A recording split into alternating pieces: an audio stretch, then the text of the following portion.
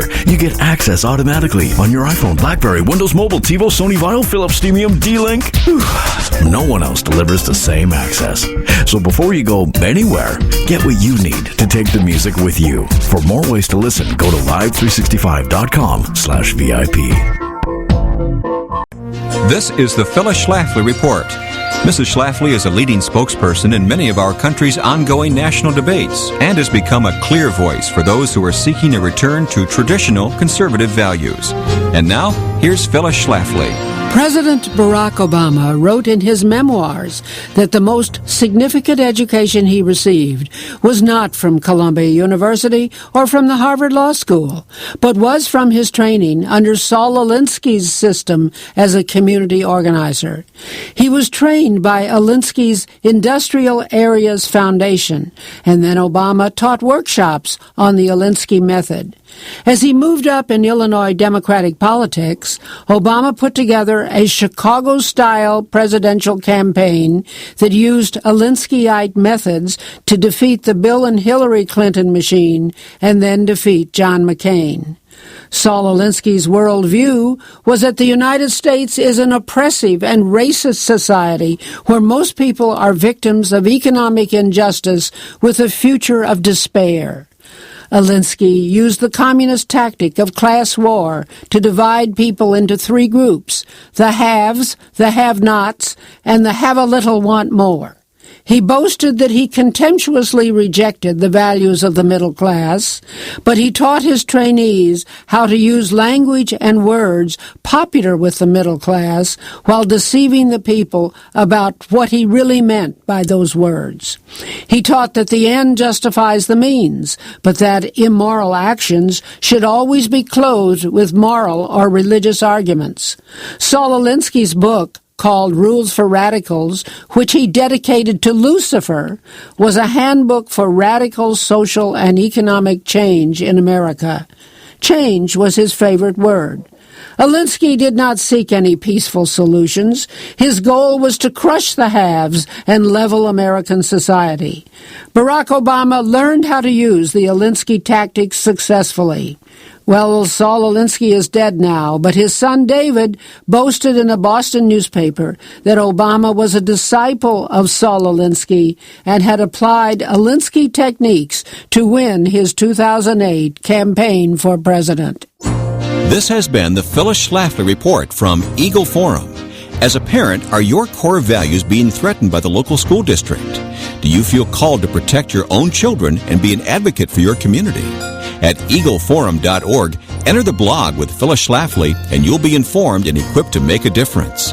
That's at eagleforum.org. Thanks for listening, and join us next time for the Phyllis Schlafly Report.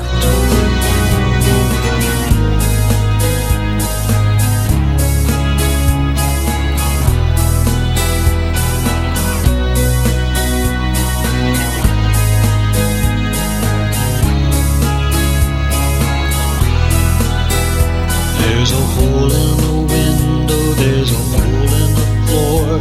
There's a whole lot of folks who just aren't whole anymore. There's a hole in their souls where the pain gets in. And only the Holy One can fill in. He's holy God, he's holy man. The Holy One known as the Great I Am. He's got a hole in his side, he's got holes in his hands. He'll lie them there to make us whole again. There's a whole wide world going into a hole. There's a hole in men's plans of taking more than the whole. There's a hole in the space where they're trying to take hold. But there's only one who can make them feel whole. He's holy God, he's holy man. The Holy One known as the Great I Am. He's got a hole in his side, he's got holes in his hands. He allowed them there to make us whole again.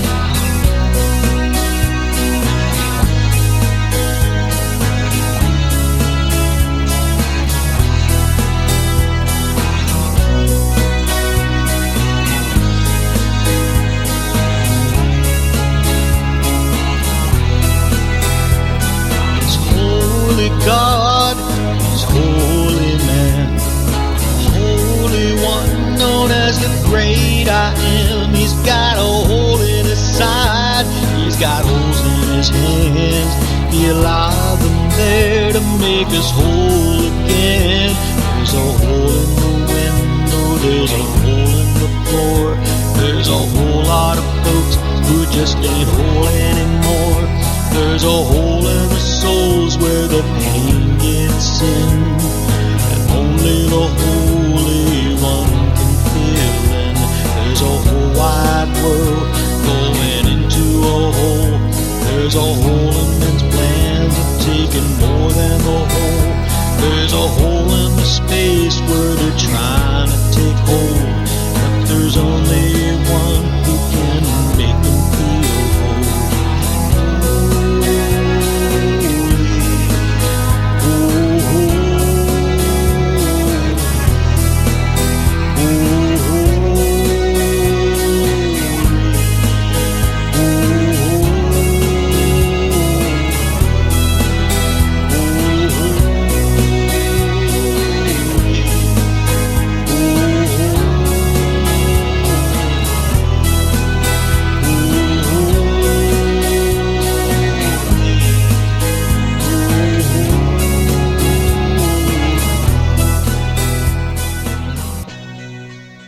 You're listening to Ghost Fighter Radio.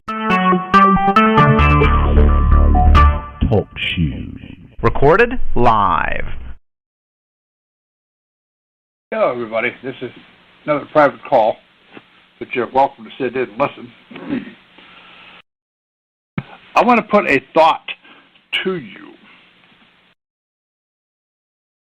Whenever I did this paperwork down here in North Carolina, the Attorney General, when he made the issue of the bankruptcy, listen to what I'm going to sit here and say. Petitioner seeks OAH review of unspecified general breaches of fiduciary duty as opposed to violations in voluntary petitioner specifications under the Bankruptcy Act of 1933, long suspended by amendments to the 11th of Title 11 USC Code, 1913 Federal Reserve Act, the Federal Highway Safety Act, and multitudes of other bodies of laws from other sovereign, including the Uniform Code of Military Justice, which breach were supposedly by Linda Millsap, who is an employee of North Carolina Department of Revenue, and Luke Sefik, who is a non-employee agent, officer, or contractor of North Carolina Department. Petitioner's page 1 through 42. What did he sit here and say? The Bankruptcy Act of 1933 is long suspended by amendments to Title 11 USC Code. Ladies and gentlemen, what's Title 11? What is Title 11 in the United States Code? It's the Bankruptcy Code. It is dealing with bankruptcy. Wait a minute, let's stop and think here for a minute. Bankruptcy. Whose bankruptcy? Our bankruptcy? Or is it their bankruptcy? How can you and I be bankrupt when the system has never paid us? We talked about this a little bit Friday night, because this is what got me back into thinking here a little bit more for tonight's show.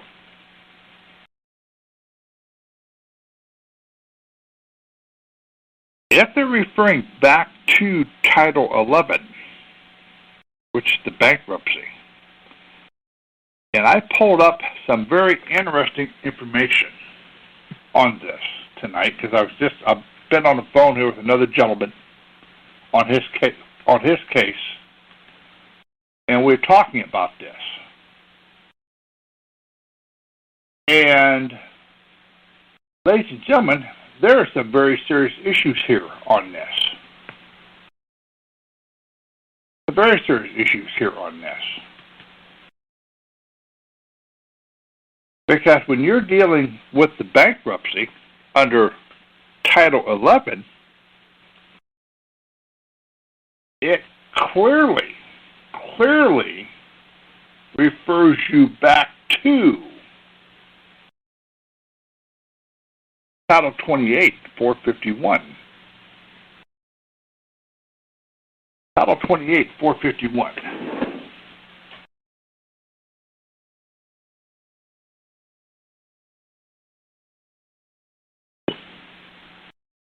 And it falls back under definitions.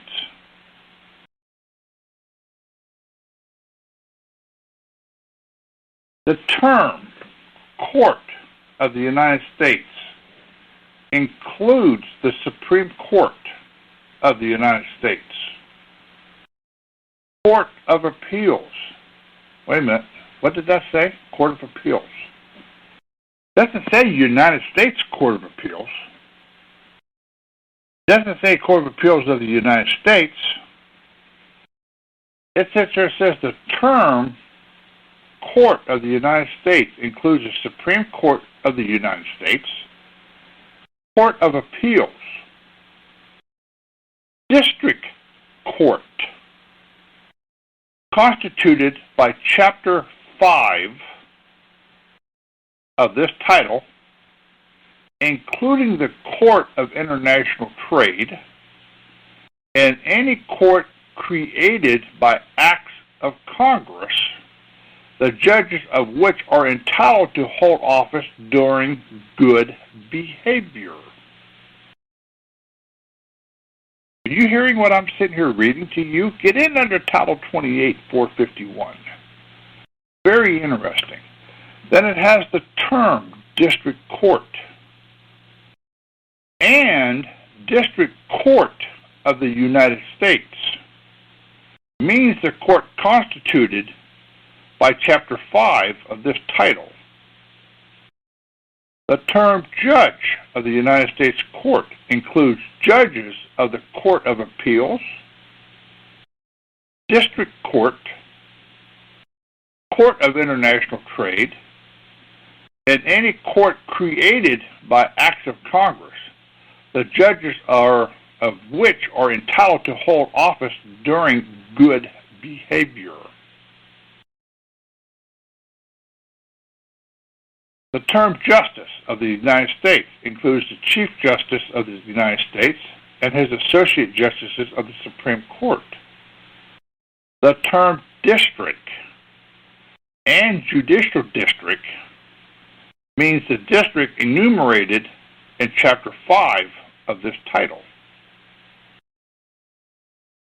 The term Department means one of the executive departments enumerated in Section 1 of Title 5, unless the context shows that such term was intended to describe an executive, legislative, or judicial branch of government. The term agency includes any department, independent establishment, commission, administration, authority, board, or bureau of the United States, or any corporation in which the United States has proprietary interest, unless the context shows that such term was intended to be used in a more limited sense. Now let's look at what I read here. The term Court of the United States includes the Supreme Court of the United States, Court of Appeals, and District Court. It doesn't say one word here about United States District Court, and this is under Title 28, 451. And this is what the bankruptcy falls you back underneath. This is what the bankruptcy refers you back to. This is a very significant issue here, ladies and gentlemen, of what we are getting into and what we are talking about. It is very significant because when we are dealing with bankruptcy side of the court, and we're dealing with their rules and regulations.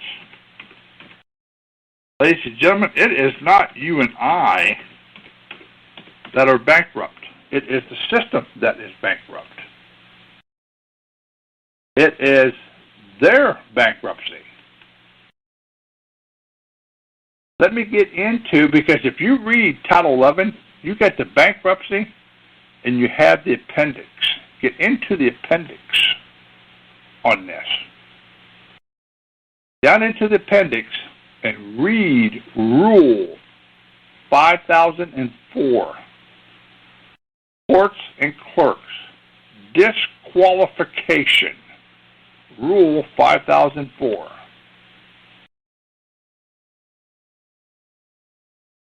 And it gets in, and it refers back to Title 28, 455, where they have vested interest, or there is a conflict here, if they know somebody, if they have anything that makes them impartial. But also when you get in and read this, it takes you down to that Title 28, Section 451.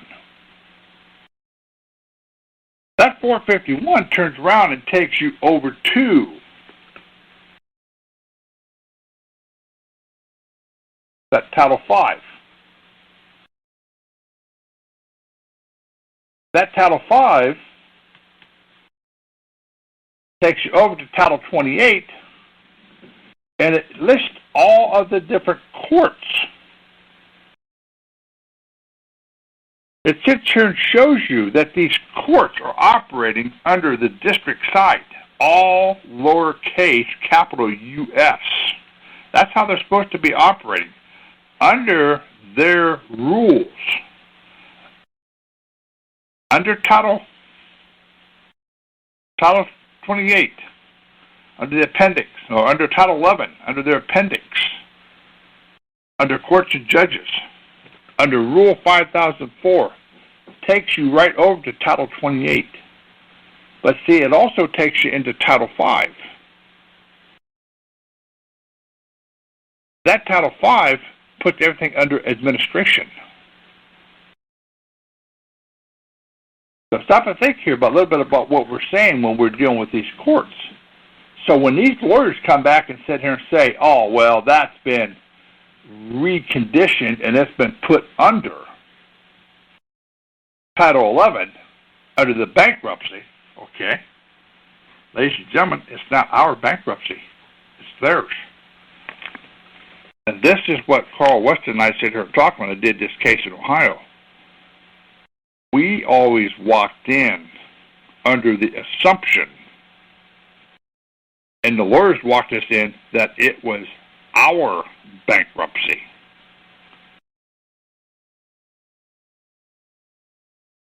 Gentlemen I got off with in Ohio, of all the people that went into the district court in Ohio, all of their paperwork is open to the public. His paperwork is sealed. Lawyers have went in after his paperwork, and they are sealed. It is sitting in the judge's chamber, not for viewing. And it's because of the type of paperwork that we've been putting in and what he's been using. He's been exposing the bankruptcy. He's been exposing the fraud. And that's why they sealed his paperwork.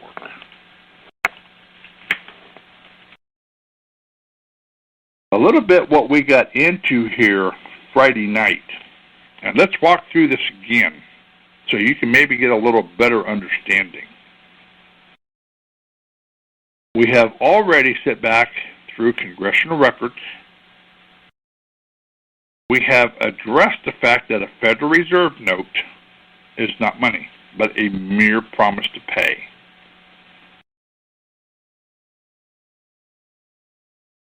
They are trying to run you and I under the assumption that that Federal Reserve note holds the same standing as prior 1933 as gold and silver. So when you cash a check and you get that Federal Reserve note, it has the same standing as gold and silver, but you and I know better than that because Congress has said here and said it's a worthless piece of paper. It's a mere promise to pay. So breaking this thing down to something simple, and we're dealing with pennies, nickels, dimes, quarters. Remember, we used to deal with silver dollars, $5, or gold. We used to deal with monetary stuff. Something that had value, something that had worth of what we are getting on. When we get a check and rewrite it, you write it, what do they hand you? Federal Reserve notes. What is that Federal Reserve note worth? Zip. Nothing. Because it's a mere promise to pay. So let's break this thing down here for a minute. So if you're writing a check and they're giving you Federal Reserve notes, which is not money but a mere promise to pay, then technically your check is no good. So what is the difference between writing a check on an account that has insufficient funds on it, or if you write a check and you overdraw of what you supposedly have in there from your employer, or VA check, or Social Security check, or whatever you got to have in there? What's the difference between writing a check and receiving Federal Reserve notes, which is worthless, or you write a check out on an insufficient funds, or you write a check out knowing that you overdrawed it? What's the difference? It is your signature that they're securitizing off of. It is that signature on there that they're turning around and creating more Federal Reserve notes off of. Now let's take this up to the next level, to your employer.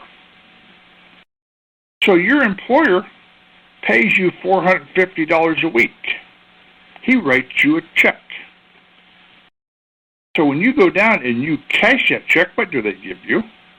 Federal Reserve notes. So what they're handing you for an employer's check is what? A promise to pay. Again, so the check that you got off of your employer is worth what? Nothing. Same as your check. But what makes it of value is that your employer signed it. So they're turning around and selling his signature. Isn't this what we learned off of McFadden?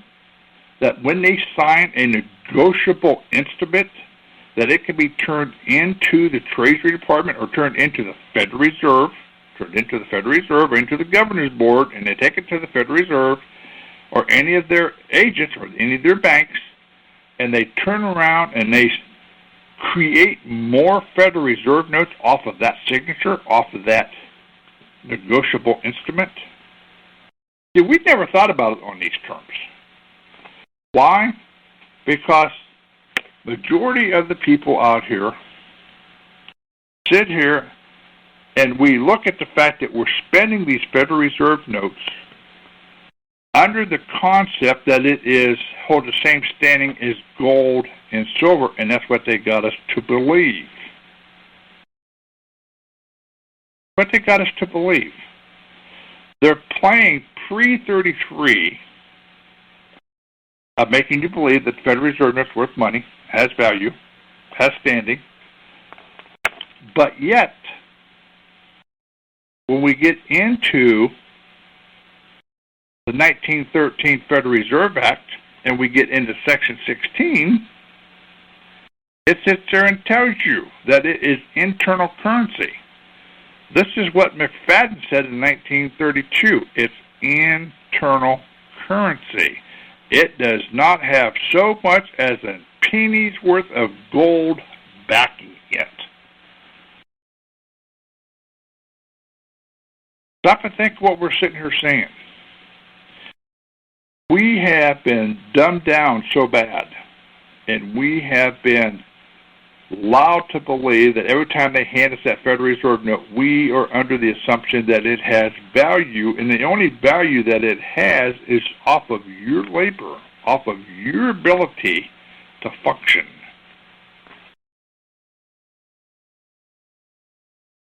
All this is where our problem lies when it deals with IRS, when we're paying taxes. Well, you made this much money. This is what your employer paid you. Excuse me.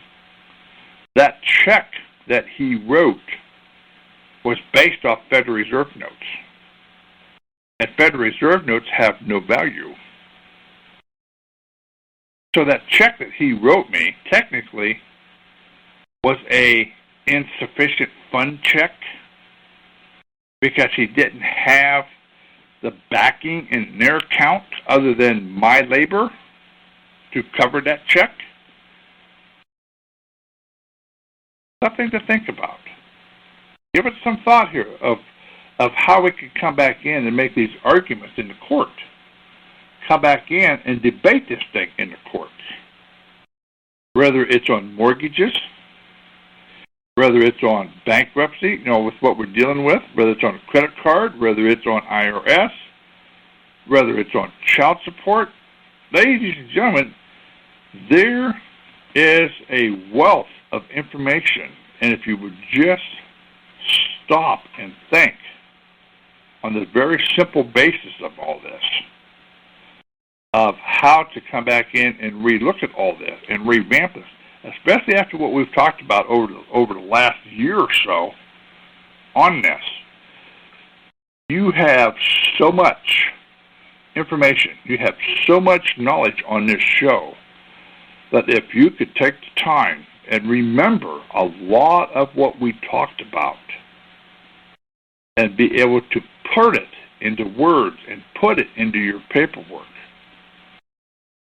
it would make a big difference. Because the conversations that I have had with several different people,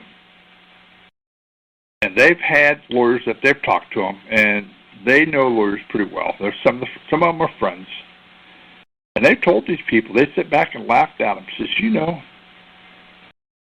you have created such a hardship on them because the fact that they got your paperwork sealed is they don't want nobody to be able to see it and read it, is you are becoming a thorn in their side. You are becoming a person that is creating a problem because they don't know how to deal with the truth of the matter because you're exposing too much. Ladies and gentlemen, we need more of us doing this. We need more of us coming in and challenging this. Here is the 1933 bankruptcy. Chapter 11 of the USD Code, the bankruptcy took care of that. You're absolutely right. Now, would you like to tell me who is bankrupt? Because Congress has been sit down and said many times on the air, the United States is bankrupt. So if the United States is bankrupt, how can you turn around and foreclose on me whenever the banks have no money and they're operating under Federal Reserve notes? And remember something here, ladies and gentlemen. Lindbergh brought it up. So did what that McAdoo. Federal Reserve, and so did McFadden, is nothing more than a credit corporation. It's not a bank. It hands out credit, period. Not money, credit. The Federal Reserve note is nothing more than a promise to pay. Your checks that you have. Some of you are going to have a little bit of a problem with this, of catching and understanding, but if you really sit back and you stop and think, You write out a check for cash. You walk it down to the bank. You hand it to the teller. And what does the teller hand you? Federal Reserve notes. That sits there and tells you that your check that you wrote was based on a credit line.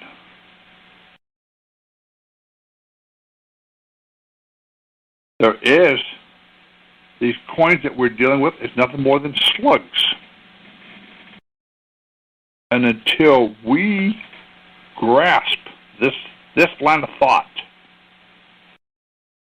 and start standing our grounds on this, and this also goes into what we have talked about here on this AIB radio in the last several days on my case, is the fact that who has standing in the courtroom?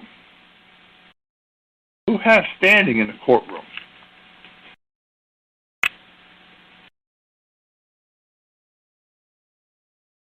They're going to come back and tell you, the Bar Association, you have to be licensed to the bar. Excuse me. Where is the legislative law that created the bar? Where's the Congressional Act that created the bar? The Judiciary Act of 1789 created the courts, the inferior courts, which is exactly what I sit here and read, that the courts created by Congress. Now, wait a minute. Courts created by Congress. What does that mean, courts created by Congress? Well, let's come back here and let's read something here a minute, because that's a very significant comment. Under the District of Columbia's Constitution, and I think that's what we're going to start naming it instead of calling it the Federal Constitution, let's go back and list it as the District of Columbia's Constitution, because after all, it is theirs. It is the Federal Constitution, but it's the District of Columbia.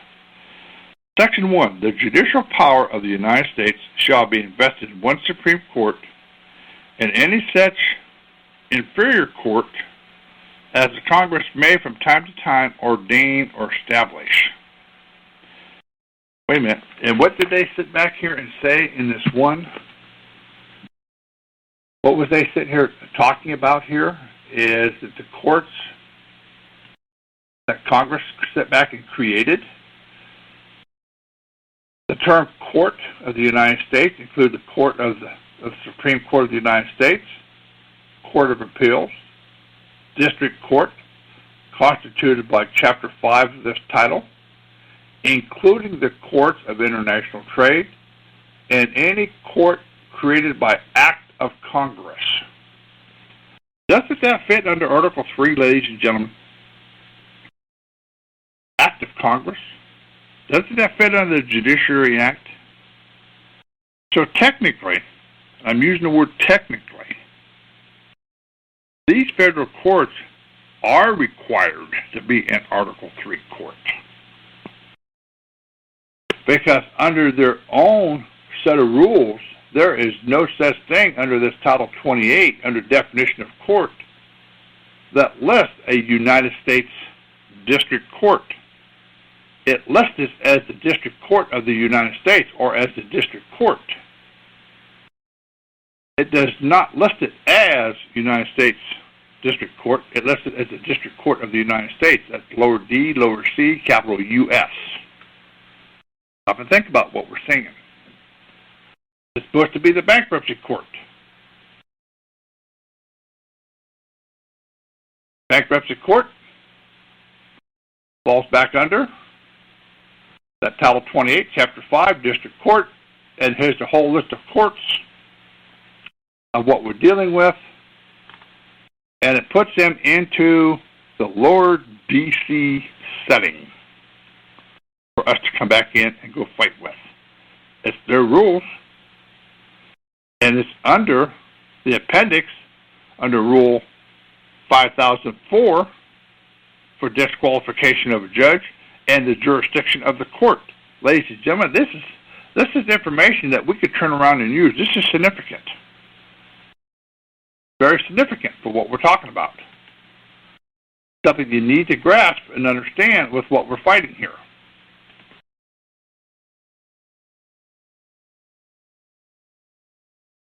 But most of all, And what's really important is the understanding of the bankruptcy. The understanding that if they're going to come back in and claim Title 11, ladies and gentlemen, it is not our bankruptcy. It's theirs. And Title 12, if you go back and read Title 12, 95, 95A, 95B, and get into the annotated version. Just don't get into the USC Code Service Manual. Get into the annotated. Why? Because it has the footnotes in it. And it sits there and tells you what laws pertain to that section that you're reading. And it refers you back to the bankruptcy. It refers you back to the state of emergency. And if you get into Title 12-411, it refers you back to 1913 Federal Reserve Act, Section 16. Because that 95, 95A, 95B takes you back to Title 50 under the appendix, under Section 5. That's the Trading with the Enemy Act. That is the state of emergency clause. Once you go back in and you really start understanding this and you put a grasp on it, ladies and gentlemen, it isn't this hard to come back in and debate these suckers and open up the fraud on them. It's the process that we have to be better knowledgeable of what we're doing in order to come back in and fight these people. That's where our problem lies. We are not sure of ourselves, and that's why we're trying to lay this whole thing out the best we can. But I want you to turn around and understand the bankruptcy of the Federal Reserve side of the money. Because, ladies and gentlemen, there is no money. And we have been scammed, and we've been allowed to believe that has the same standing as gold and silver. Because as long as we believe that Federal Reserve note has the same value as gold and silver, this is how they are embezzling out of our accounts on our signature, and this is why the public debt is not being paid. If we get rid of the Federal Reserve notes and we get rid of all the little tokens, all the little slugs. Now, think about this. Technically, what we're being handed for coins is really no different than a Chuck E. Cheese token or a Car Wash token. You use the token at Chuck E. Cheese, you put it in the slots, you get tickets, you take the tickets over, and you get a prize. If you go down to the car wash, you slip in a Federal Reserve note, you get your tokens, and you sit here and you wash your car on tokens. But you try to take that token into a store and you try to cash it, and they'll sit here and throw you out. But it all has the same value. It's 25 cents for a token. That's what the car wash is. That's what Chuck E. Cheese is. That's what we down at Chuck E. Cheese. But think about what we're getting into. Think about what we're talking. Think about your arguments here. I'm not going to take any phone calls because this is a private call here, and I really don't want to get into a lot of conversations of what we're talking about. So, friend, I appreciate it, but just not tonight. Not tonight. But education, ladies and gentlemen, our education needs to improve. We are having an impact on these people. Are having an impact. But if we can address the fact and stay grounded on the bankruptcy, and they're trying to put it under Title 11, that's fine. Let's go back and address the bankruptcy. Because we already have case law that the banks cannot lend money. Only thing they can do is use your signature and give you a credit line off of your own account. That's all they can do. That's all they can do. Only give you a credit line. And your signature is that credit line. You have that case law. You have that one up there in Minnesota where Jerome Daly went in and the bank said and said, yes, We have no money. We operate on this man's signature. When we get his signature, we operate on his credit. Ladies and gentlemen, that's what this whole thing is about. Those Federal Reserve notes is nothing more than a sidebar to throw us off track. Between that issue and the Bar Association of who can practice law in a courtroom, the Supreme Court of each state may have given these people the authority. But where was the congressional authority to allow them to give authority to a private association to operate in a form of government that was an overthrow of our government? Because that's the issue here. They are in violation of the Taft-Hartley Act. They're in violation of the Smith Act. Their own local Rule 11 of disbarment, or whichever rule it may be in their rules, seeing how we've been pounded on it, they may change it. Nevertheless, their own rules of disbarment is the proof that you and I cannot have an affirmative defense or get due process in these courtrooms.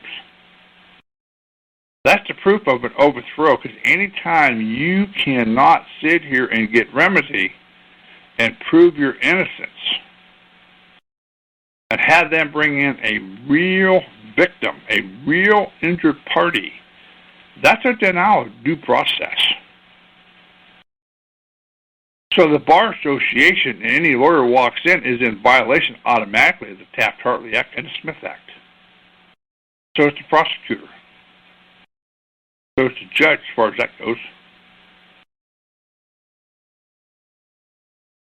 And because of the Judiciary Act giving only authority to the Attorney General, but that is because he has to be learned in the law. He has to be educated in law, not color of law.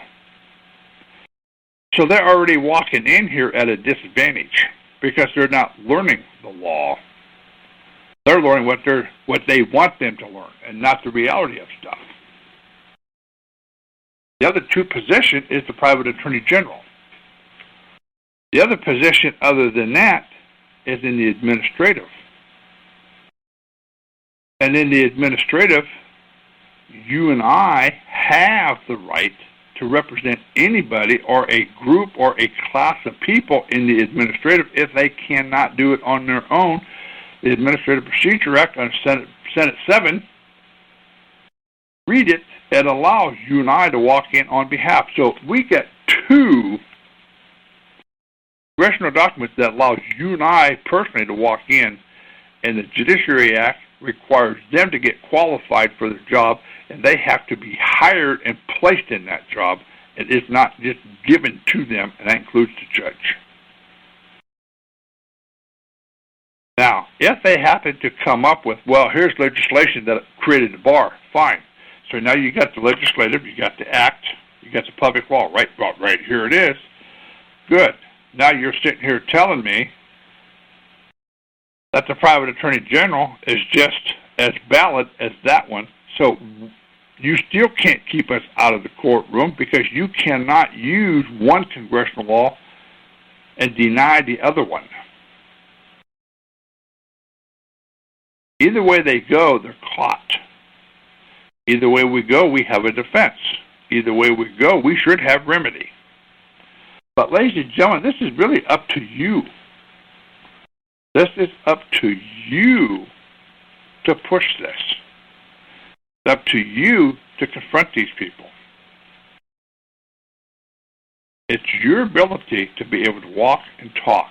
It's your ability, just like mine, to be able to sit down and talk it and confront them. What is the wrong with you going into the courtroom and saying, hey, I got an objection here? What authority does this man have over here to prosecute me? Well, he's a county prosecutor. No, sir. He is required to be out of the Attorney General's office. Does he work for the Attorney General for this state? Yes. Then how can he be a county prosecutor? Because after all, we do have separation of powers here. You remember that comment that we sit here and talked about here Friday?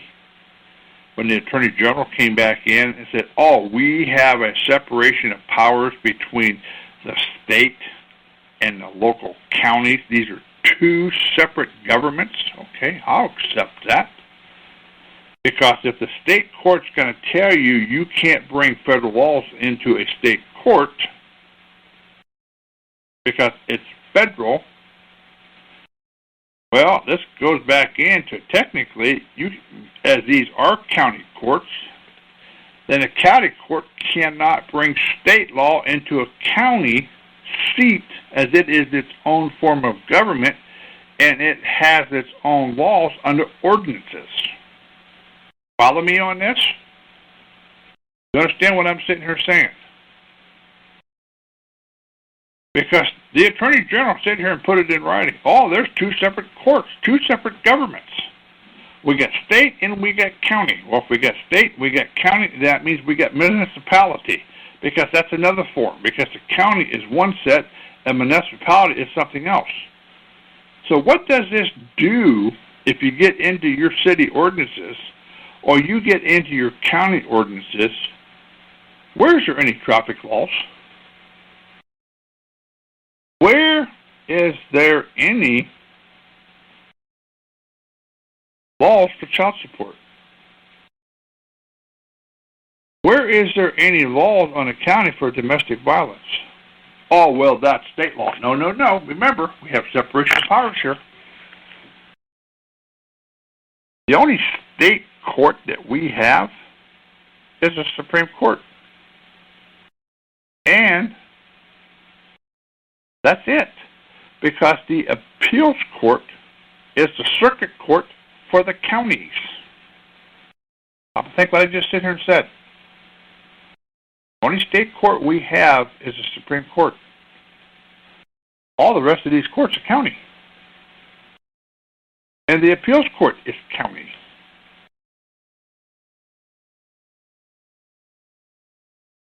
That means this is why the counties are missing out on their 40% on the Highway Safety Act, because they're not being named. The state's naming, and the state is stealing their 40%.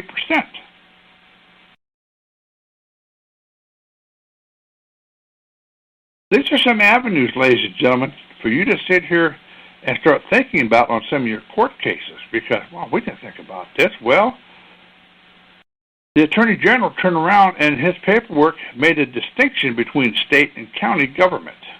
And that's exactly what they did in my traffic case. Oh, this is local government. It's not part of the state. It's local. Well, okay, again, ladies and gentlemen, they're giving us the answers. They are giving us the answers. We just have to look at the paperwork and reread it. We have to look a little harder to sit here and say what they're saying. What is their errors? What did this man sit here and say? That the state of North Carolina is sovereign under the 11th Amendment, but these people are not the agency. They are individuals, and they have not given consent because the 11th Amendment protects them. Wait a minute, back up here. Individuals, they're not the agency. They're the principal of the agency. It wasn't for them, that agency wouldn't exist. It wasn't for them, they wouldn't be able to get anything out. But the point being of it is, he made a distinction. He made a distinction. When he sat down and said there's sovereign immunity, and he sat here and said they are not the agency, they are individuals, and they never gave consent. They got sovereign immunity under the 11th Amendment. He just handed it to you and I. That's what we've been sitting here saying all along. You and I have that.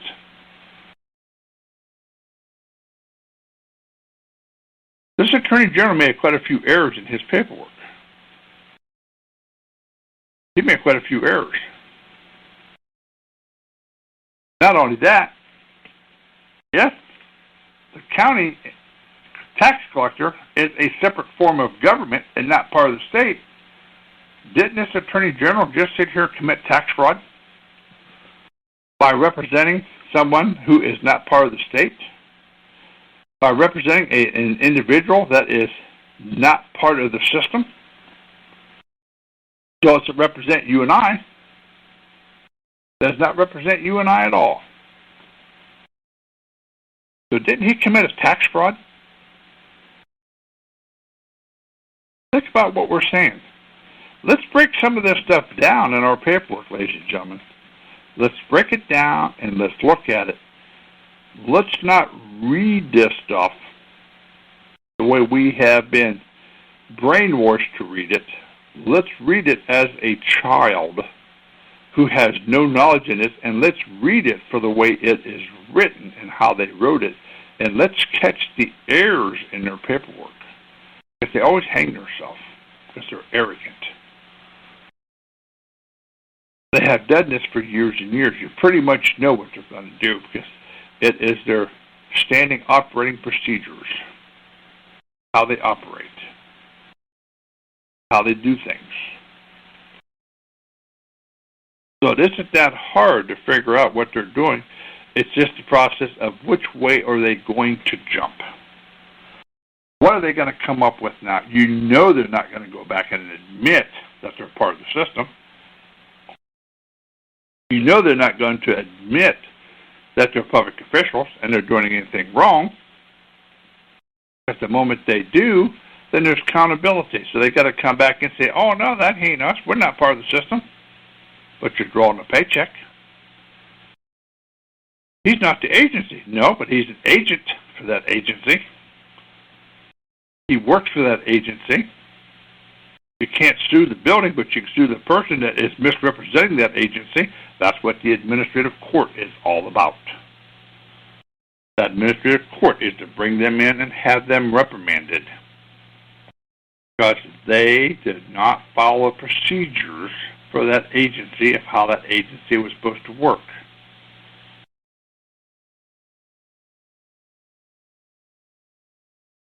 Well, this is the state tax collector. It has nothing to do with collecting taxes on the county or automobile. You're absolutely right. It has nothing to do with collecting taxes on the county or on automobiles. You're collecting taxes for the state. And you're collecting taxes based on a 1933 bankruptcy. Collecting taxes based on a 1913 Federal Reserve Act. You're collecting taxes based on a Federal Reserve note and slugs that they call pennies, nickels, dimes, and quarters, except for the silver dollars that are silver for the 50-cent piece. But other than that, you're trying to collect taxes based off of slugs and a worthless piece of paper for the state. Bottom line still boils down to you are required under the bankruptcy to have discharged debt and take it down to the Federal Reserve window and turn it in, and therefore the state would have been given credit, and therefore the state would not be under the state of emergency and bankruptcy, of which it is because you did not do your job. That's how simple this stuff is. These are the arguments that we could put into these people. This is the debate that we could put into these people. This is what I have debated them on. Because they came back in and say, oh, well, we have 11th Amendment immunity. No, sir. Obviously, you did not read Title 42 of the United States Code, 2000D as in David, -7.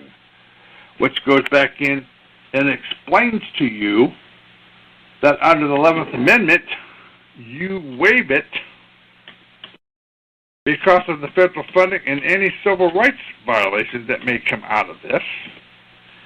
You have waived your 11th Amendment immunity. And it comes back in and it reads like this. Title 42, Section 2000D-7, Civil Rights Remedy and Equalization. General provision.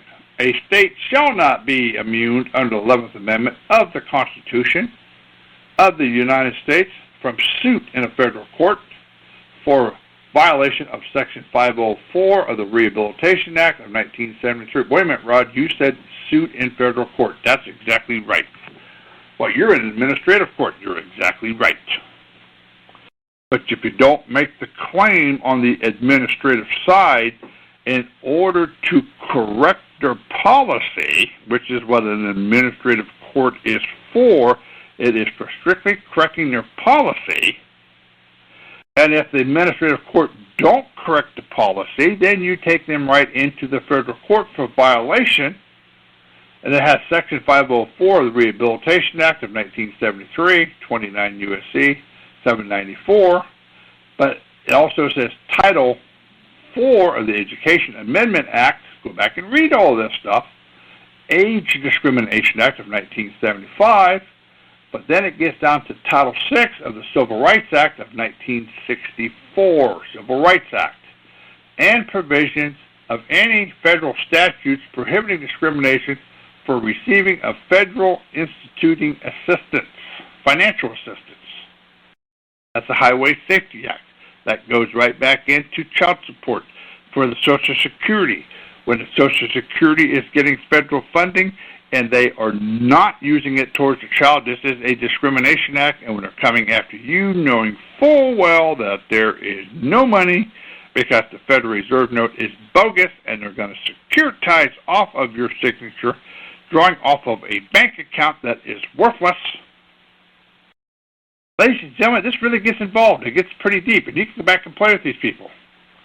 Section 2, and a suit against the state for violation of statutes referring to, in paragraph 1, remedies include remedies both at law and in equity, are available for such a violation to the same extent as such remedies are available for such violations in the suit against any public or private entity other than a state. That's why you're not suing a state. You're going after the individuals.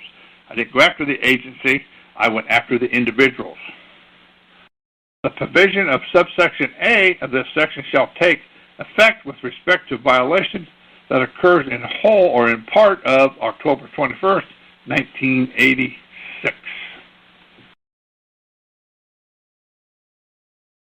Ladies and gentlemen, go back and understand your laws. Go back and understand the setup here of what they're talking about.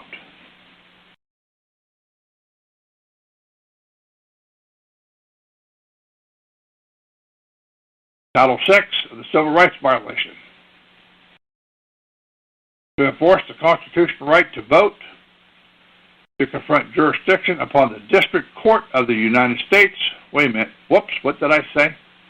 To enforce the constitutional right to a vote, to confer jurisdiction upon the District Court of the United States. Yep, I read that right. District Court of the United States, lowercase d.c. and upper U.S. To provide injunction relief against discrimination and public accommodations, to authorize the Attorney General to institute suit to protect constitutional rights and public facilities, public education, to extend the Commission of Civil Rights to prevent discrimination and fairly assistance programs, to establish a commission or equal employment opportunity, and for other purposes. Other purposes. Therefore, it is not just limited to what I did. It has all other purposes, including be enacted by the Senate and House of Representatives of the United States of America and Congress Assembly. This act may be cited as the Civil Rights Act of 1964. Ladies and gentlemen, there's a lot of avenues here for us to go back and play with. There is a lot of issues that we could go back in and deal with. It's up to you and how far you want to push it. Your lack of knowledge or your knowledge is what is valuable here. Because, ladies and gentlemen, I want to tell you right now, y'all have enough information. And those of you that have gotten the hard drive of the entire thing that I have done from day one up to present, which you've downloaded off the air, if anything at all was to come about on my side of the fence, those of you that have the knowledge and the understanding and can understand how I proceeded with this will have the ability to continue this and keep it up to speed and up to par of research and knowledge and understanding. Those who do not, ain't nothing I could do for you. There are several people that I've dealt with for the last 4 or 5 years, are no further ahead today than they was 4 or 5 years ago. These people I cannot help. But I do have a lot of you out here that's catching on, and I'm very thankful for that. Very, very thankful for that. Because I've talked to several different people up in Ohio that has used the Coronavirus paperwork. They have modified it out just a little bit, and they have won every one of their court cases from what I was told. I've got other people using some of my paperwork that has modified it just a little bit, and they're winning their cases with it. But ladies and gentlemen, the opportunity is here for you. The amount of information that we have on AIB Radio has been laid out for you. The entire history, every documentation that I've ever talked about, it's always been aired, it's been put out, and it's on the hard drives that you have. I have made sure that you've had everything you've needed. Like I said, I don't ever know what's gonna happen on this side of the fence. But I want you all to be prepared. I want you all to have the information. And I have given it out freely to you to have. All you got to do is pay for the shipping back and forth. That's it. I handed it to you. But get in and understand when they come back and tell you that the bankruptcy of 1933, oh, well, that's been suspended, and that's under Title 11 of the USC Code. Excuse me, Title 11? And what is Title 11, Mr. Lawyer? What is Title 11, Mr. Lawyer? Or Mr. Attorney General? Would you like to explain to me what Title 11 USC Code is? Do you have any idea at all what it is? You sit here and tell me what the first word of it is?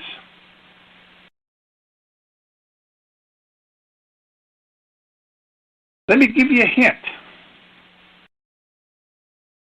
It goes back in and it says, under Title 11, bankruptcy. Now, what are we in here for? I brought up the 1933 bankruptcy, and you're telling me it's suspended, but it's under Title 11, under bankruptcy? Isn't this an oxymoron on your side? People, it ain't that hard to catch them. It ain't that hard to sit back and see what they're doing and tear them apart and hand it to them. It's not that hard to hand it to them. It's not that hard to tear it apart. The moment he put Title 11 in here, USC Code, well, that's been suspended. That's under Title 11. Excuse me, Title 11 is what? We just talked about bankruptcy. You put me back into bankruptcy. These people aren't thinking. We're not thinking on some of this. We're not thinking on some of this. We need to. But let's go ahead and, with what we're doing, give it some thought. Friend, I'll go ahead and bring you in on what you're doing. Open you up here. Go ahead, Larry. Hello, Rod. Yeah. I came across a document. I'll be mailing it in the morning. And the name of this document is the Orphan Constitution. Okay. It's a PhD dissertation, final draft by Doug Harrich. It's not dated, but when you get down to page 3, this document is loaded from one end to the other, 22 pages. But on page 3, it says, anyone who learns constitutional law by reading those opinions is getting an interpretation that favors the President of the United States as holder of executive power and commander-in-chief. By the way, that is wrong, Rod. But anyways, the next sentence, the one Supreme Court found in Article 3 of the Constitution has never been ordained or established by Congress. So it does not exist. Yeah, the Supreme Court was there prior to, because they was running courts before we even got a Continental Congress up. They were running court, but not the Supreme Court. Who could appoint judges of such constitutional court?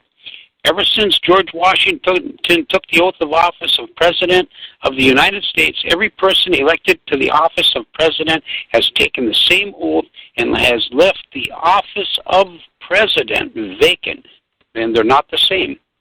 The written Constitution in Article 2, Section 2, identifies the President as having the power by and with the advice and consent of the Senate to appoint judges of the Supreme Court, not justices. Well, see, that gets back in what we talked about. In 1801, the Jefferson's Manual applied to the Congress and the Senate, and I believe in, 1929, 1925, someplace in that area, the Senate Manual come out. And after that, the President comes under the Senate, because the Senate has to give him approval. As we talked about this before, the President cannot go to the bathroom and choose his toilet paper. It is up to the Senate to choose his toilet paper. And if they decide to give him a corn cob, he's going to have to go a rough way, or if they decide to give him 3 seashells. Well, every president has come in as the President of the United States and President of the United States of America, but there is still the office of President, office of President, and that was supposed to be appointed. That has never been done. None of them have ever taken the Article 6 oath. So none of these are ever properly appointed. This is all back into the corporate bullshit. Okay. Well, this is part of what we're looking at here, of what we're pushing, because see, until we get better educated and we start coming in, but see, the thing of it is, if this gentleman wrote the book and it's not really signed,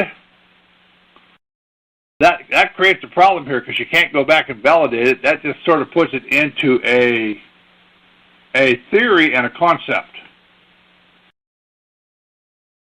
Well, it's 22 pages of referencing and cross-referencing the Constitution and its wording right on down the line. We can go back in and use the reference point and go back and check them to validate them. Yep. On what he sit here and said. But I started searching the statutes at large, okay, and I do not find where the Supreme Court was created. They just start talking of it, period. Well, see, the Supreme Court, technically, from history, was already there prior to. We had to appoint Congress, and the Supreme Court was technically there. And all has happened here is through the years is that the President can pick who he wants for a judge, but they have to go through the House and through the Senate for approval before they get seated. But see, that's a dual thing, because in the Constitution, the President is picking justices. He's not picking judges. He's picking justices. Yeah. He's filling justice seats, not judge seats, because he's picking them as he's not in the position as the office of the president. He is not the president. They keep referring to the president of the United States of America as being the president. He is not the president of the office of the president. That is an appointed office that the elected president is supposed to make, and they have never made it. Not from George Washington on. That office has never been filled. Well, see, the thing of it is, the Constitution, if you really go back and really check the history, the Constitution has never been passed legitimately to start with. No. Because there was only 5 that voted for it, 1 stayed out, and then there was 6 that sit here, 7 that sit here and voted against it. So, the Constitution, because under the Articles of Confederation, the Constitution had to be passed by all 13 colonies, 100%, and it wasn't. So, yeah, there's some issues here, but yeah, I appreciate it. Let me go ahead and get back to what we're doing here, but yeah, this is just... Yep, I'll mail this in the morning. Okay. Thank you. Thank you, Ruck. Good night. Good night.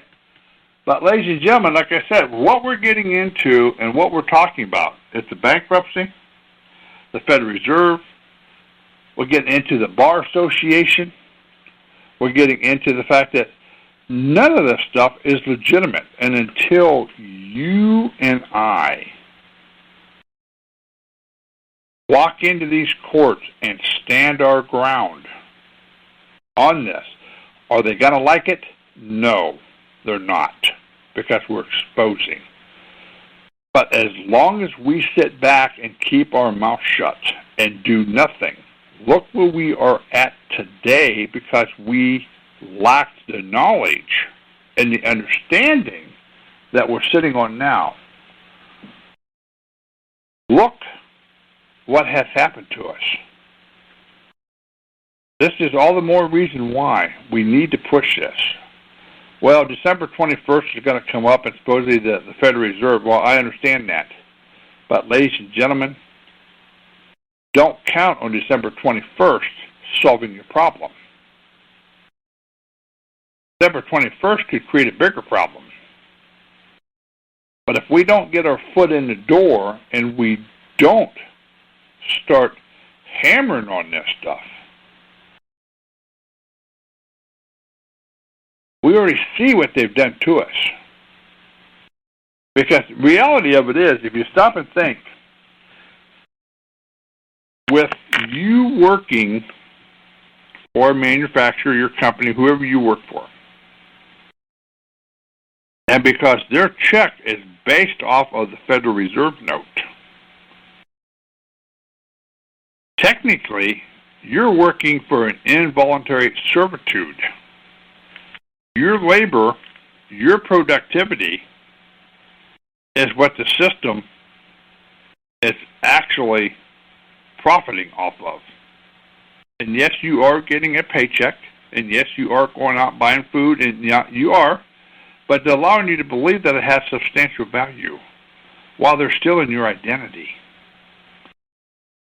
They're handing you tokens while they're stealing and securitizing off of your name, off your check, and they're making more Federal Reserve notes instead of paying the public debt. That's the issue. They're not paying the public debt. They're required to. But that's up to you and I to go back and push. It's up to you and I to start addressing this issue. It's up to you to get and I get knowledgeable enough to start creating waves.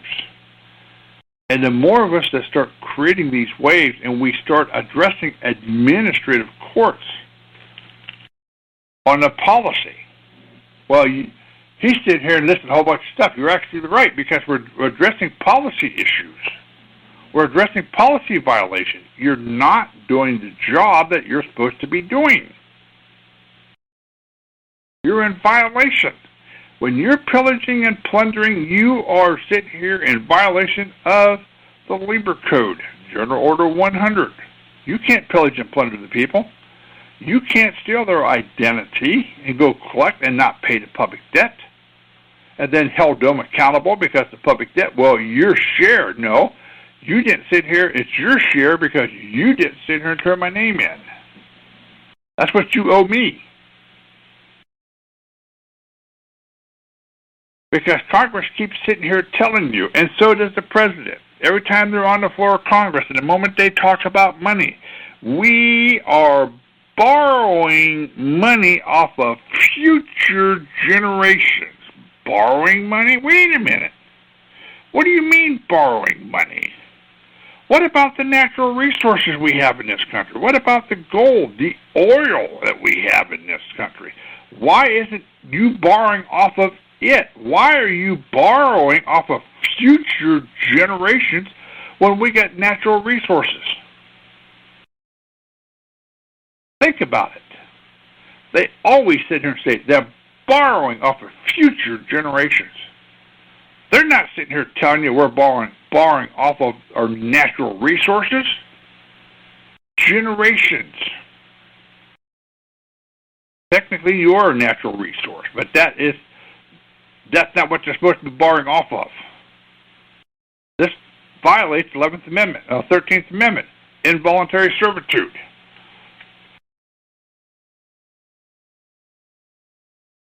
They have been violating the 13th Amendment for one long time, and nobody's ever thought about it. But I'm asking you to think about it. I'm asking you to give it some consideration. I'm asking you to open up your mind and understand what we're sitting here getting into and what we're saying. You want the problem fixed? Get involved. You want to sit here and take this? You want to sit here and correct the system? We're not trying to take it down. We're trying to correct it. I had several people ask me, "What are you trying to accomplish here? What do you want? What are you trying to get?" Very simple. Follow the rules and regulations that you created the way you wrote them. Follow the rules and regulations the way you wrote them. How simple is this? You're trying to hold me to the letter of the rules and regulations. Why don't you follow your own rules and the same standard that you're trying to hold me to? And if you did that, there would be no problem between you and the people. There would be absolutely no problem between you and the people, other than those people who are out here being stupid. And they looked at me and said, "Yeah, that's how simple this thing is. Follow your own rules. You're in a bankruptcy. There's no money. Take your Federal Reserve notes and shove them, and take your token and shove them, and give me my little, you want to give me a check? Fine. Let me write the check. Because it's unlimited, I will go to work, we'll go do. The employer don't have to pay me because he can't give me no money because he don't have no money because he's working on Federal Reserve notes, he's working on the bankruptcy just like you and I are. So therefore, just give me a check or give me a debit card, whatever, and let me swipe it. You're happy, I'm happy, the public debt's taken care of." The problem of it is, bankers ain't going to be happy because they can't make any money. They can't securitize. Neither can the judges. That's not my problem. That now comes into counterfeit sureties, and you've committed a crime. Now, what was my goal here? What do you want? Follow your own rules and regulations. Follow your own set of laws, and you know what? Everybody would be happy. That's how simple this would be. I have given that answer many different times to different people. And some of these people, I'm not real sure who I talked to, but that's the answer I gave them. Follow your own rules and regulations the way they're written.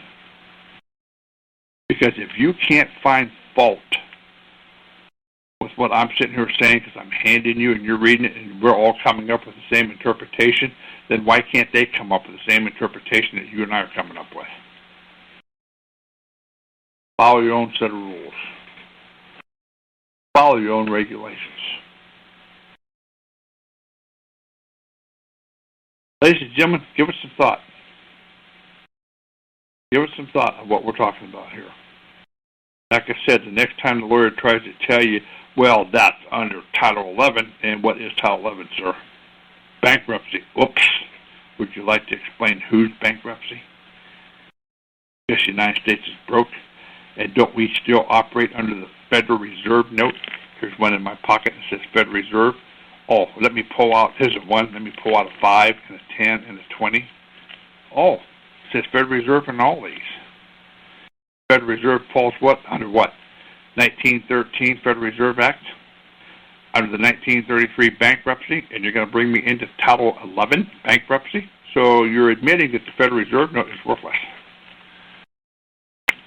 Ladies and gentlemen, it's a circle. Don't matter how they want to play, it still comes back into the 1933 bankruptcy. There's no money. All credit. It's all through licensing. The state owns everything. The state owns your property. The state owns your automobile. The state owns your marriage license. The state owns your birth certificate. The state owns. The state owns. The state's responsible. That's simple. Keep it simple. Keep it under KISS. Keep it simple, stupid. Sometimes we outthink these things. Sometimes we're not just looking at them as a child looks at something for the first time. Some of you are old enough to understand Art Linkletter. Had a program on there. The kids say the darndest things. And some of these kids was asked a question, and you know what? They gave very honest answers because they wasn't brainwashed. They gave very honest answers because they looked at it from a child's point of view. That's what I'm sitting here telling you. Look at this stuff from a child's point of view. Look at this from a fresh view of reading this stuff, understanding this stuff. Anytime they're going to take you from 1933 and they're going to throw you under Title 11 bankruptcy, isn't that what we're talking about? 33 bankruptcy, Title 11 bankruptcy? It's all the same bankruptcy. It's just that we never applied it to them. They've always applied it to us. We never thought to sit down and use this against them. Think about it. Give it some thought. Ball's in your park. Education is in your park. Paperwork and the ability is available out here. That new paperwork that I've got for the DOJ or for the Attorney General, ladies and gentlemen, that's a powerful document for you to come back in and do some arguing on the fact that who has the authority to walk into the court and then tell these people, here it is, disprove the congressional records, provide your evidence in the bar, and oh, by the way, here's the bankruptcy. That letter that I sent off to the FBI, ladies and gentlemen, these are some powerful documents that you could turn around and use in some of your own defenses and rattle their cage.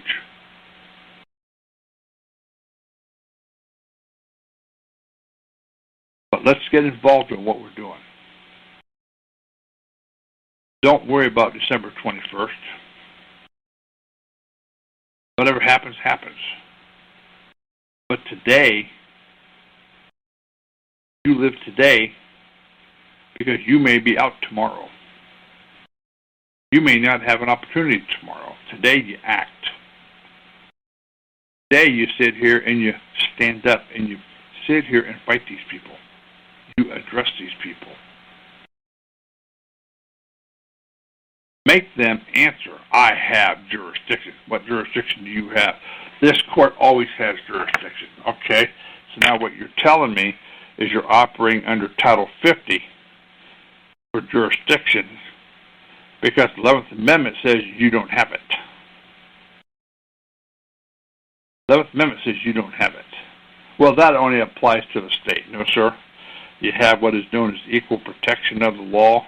This court's supposed to be my court and have already made rulings that I cannot be sued in my own court, as this court is mine and is supposed to be open to the public, and you are a public official.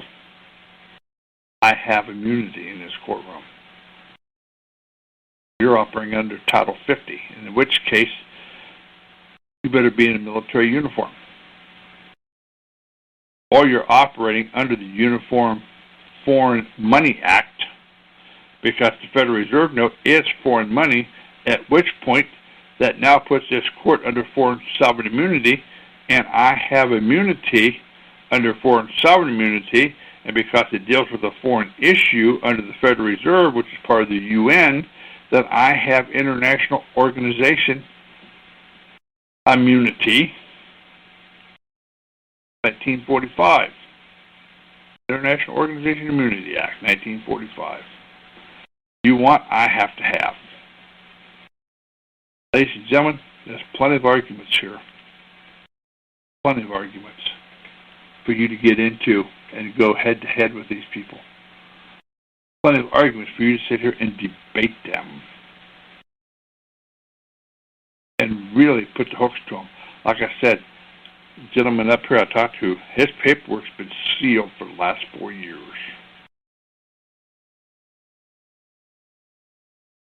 Last 4 years, last couple of years. When he got hooked up with me and he started using my paperwork, they put his paperwork in the judge's office sealed. Nobody can get it unless the reason why he has to have it.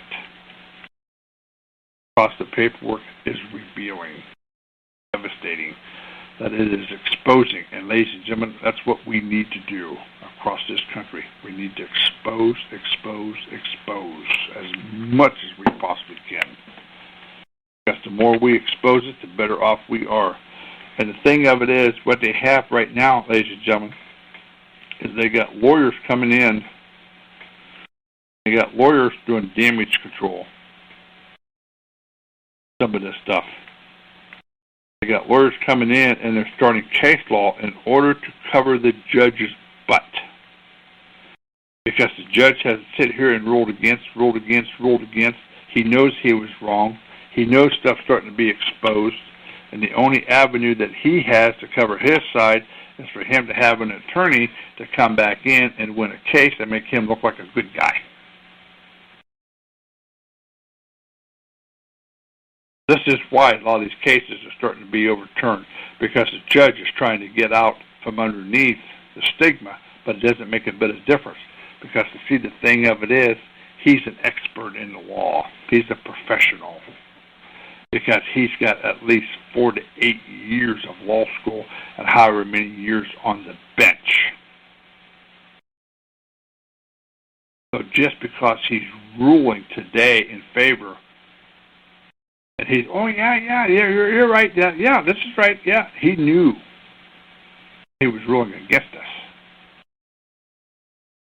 It doesn't matter that he said or changed. He still can be held accountable. Well, a judge is supposed to be impartial. No, judge ain't impartial. He's a professional. He's required to know when that lawyer's handing him a line of BS. He's required to know when the lawyer's lying to him. He did nothing.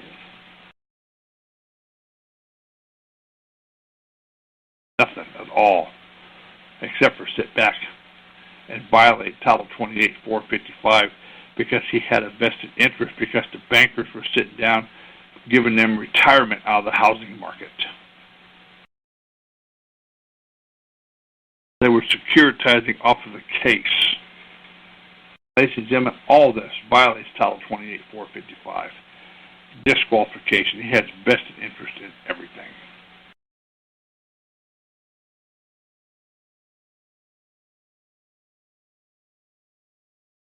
Sit back. Think here tonight. Ready to do your paperwork, what all you can add into your paperwork to tighten this thing up. Because like Carl stood here and told you, we're not going to be around forever. Whatever may happen, if anything would happen, I don't want this to die with me. I want you people to be able to carry this thing on. Whether AIB runs or not is not the issue. I want you people to be able to defend yourself and stand up for your rights. I want you people to be able to go head to head. And ladies and gentlemen, it's not just with bankruptcy on how you read your paperwork. Ladies and gentlemen, it's with traffic. It is with everything. Learn how to read their paperwork. Learn how to interpret their paperwork. Just don't look at it, throw your hands up. Look at their paperwork and see what they wrote and tear it apart, because these people mix apples and oranges and peaches and pears and bananas. They mix. This attorney, well, the state of North Carolina has 11th Amendment immunity. Then he went right back in and said, these people aren't part of the agency. They're not the agency. They're individuals. But they got 11th Amendment immunity because they don't give consent. Wait a minute. What did this man say? Read the paperwork. Learn to tear it apart. They always screw up. They always give you answers. Learn to take your time. Think about what we've talked about on this show throughout the years. Different things that I have brought up to you.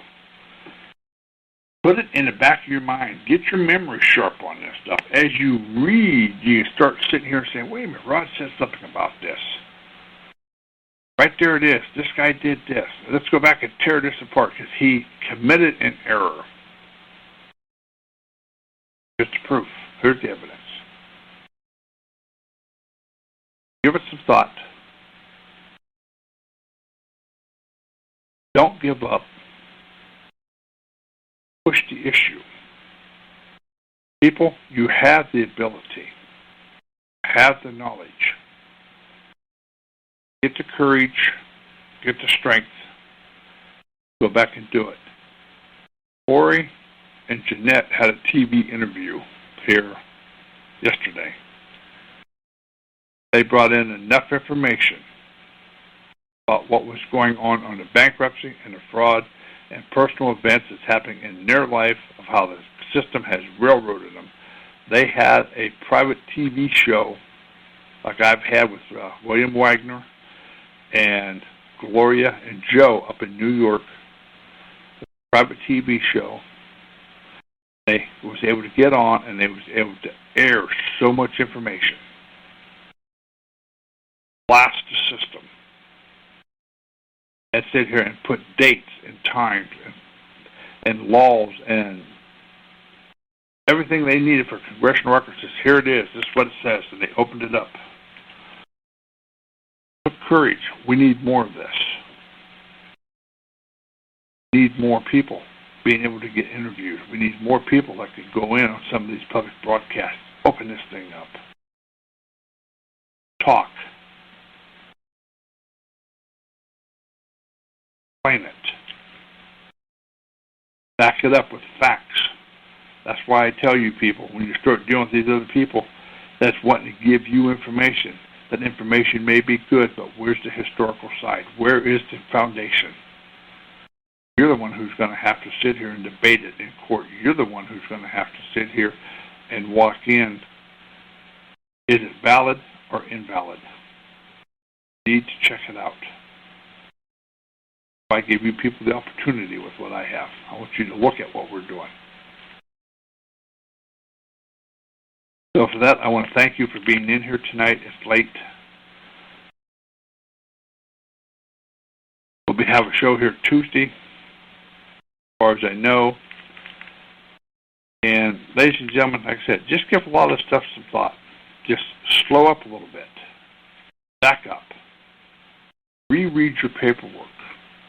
Read what they wrote. Tear it apart. It works on every single document that they use, bar none. Whether it's IRS, whether it's traffic, whether it's child support. Learn to read. Tear it apart.